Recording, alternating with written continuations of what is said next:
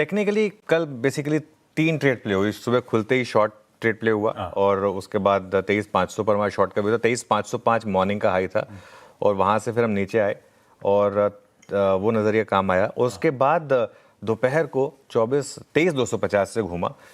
हमारा 23,200 250 की जोन में बाय करने का था। 23,262 तक आया, ठीक है। और वहाँ से फिर हम घूमे वापस और ऊपरी स्तरों से फिर गिरे। तो तीनों तरफ प्ले हुए। हालांकि जरूरी नहीं कि आप हर मूव कैप्चर करें, एक या दो भी कैप्चर करें तो काफ़ी है। और कल का जो क्लोज था ना वो इम्पॉर्टेंट था। कल का क्लोज एग्जैक्ट मिडिल पॉइंट पे हुआ है। अगर आप प्रोविजनल क्लोज देखेंगे तो एकदम मिड पॉइंट था कल के हाई और कल के लो के बीच में। देखिए, जब इंडेक्स प्रीवियस डे के हाई और लो के बीच में बंद होना, वो अपने आप आपको अगले दिन के लिए एक रेंज दे देता है, कल का हाई और कल का लो, सिंपल। तो कल का हाई 23,583 और कल का लो 23,262। ये अब आपके लिए मार्कर्स हैं। अब जरूरी नहीं है कि मार्केट इसी रेंज में रहेगा, हो सकता है कि इस रेंज को ब्रेक कर दे, लेकिन एक बेस केस रहेगा कि इस रेंज को आपको स्मार्टली प्ले करना है, ठीक है। आज वैसे भी एक्सपायरी दिन है, सेंसेक्स की वीकली एक्सपायरी का दिन है। हम बात सेंसेक्स कर रहे हैं लेकिन बात निफ्टी के लेवल से करते हैं, क्योंकि वो मतलब थोड़ा सा ज़्यादा वॉचेबल होता है इसके लिए, या ज़्यादा वॉच आउट होता है इसके लिए। पर एक चीज़ पॉजिटिव है, कल कच्चा तेल 107 पर था, आज कच्चा तेल 105 पर है, तो थोड़ा रिलीफ तो है हमारे लिए। हालांकि अब वापस 106 के करीब आ रहे हैं हम। ग्लोबल बाज़ारों में एक नर्वस रैली है। नर्वस रैली क्यों है? वो जो ट्रम्प शी जिनपिंग के बीच में जो मीटिंग हो रही है, कुछ देर में मैं इसकी डिटेल में बात करूंगा, लेकिन इनके बीच में जो मीटिंग हो रही है ये ग्लोबल मार्केट के लिए आज सबसे बड़ा संकेत है।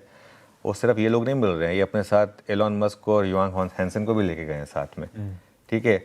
अच्छा, एक ना डोमेस्टिक मार्केट में काफ़ी चर्चा है, मेरी 2-3 फंड मैनेजर से बात हुई है, काफ़ी चर्चा है कि कुछ FII टैक्सेशन पर काम चल रहा है। ओके। अब पता नहीं मुझे, ये सिर्फ मार्केट का वो कंजेक्चर है, चैटर है, या वाकई में कुछ हो रहा है।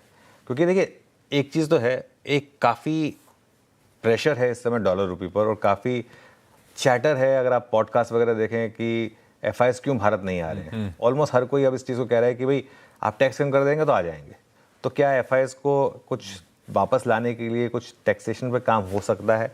अगेन, इसमें हमें कुछ इन्फॉर्मेशन नहीं है, सिर्फ एक चैटर है। तो इसके लिए, और अगर ऐसा हुआ तो FIs इस समय रिकॉर्ड शॉर्ट पर है, तो बड़ी कवरिंग आ सकती है। लेकिन मैं उसको होने दूंगा। मैं हमेशा एक चीज़ मानता हूँ कि होने दें, अगर हो जाएगी तो भले ही 200 पॉइंट ऊपर लेना पड़े आपको, लेकिन एक आपके पास एक कंफर्ट होगा।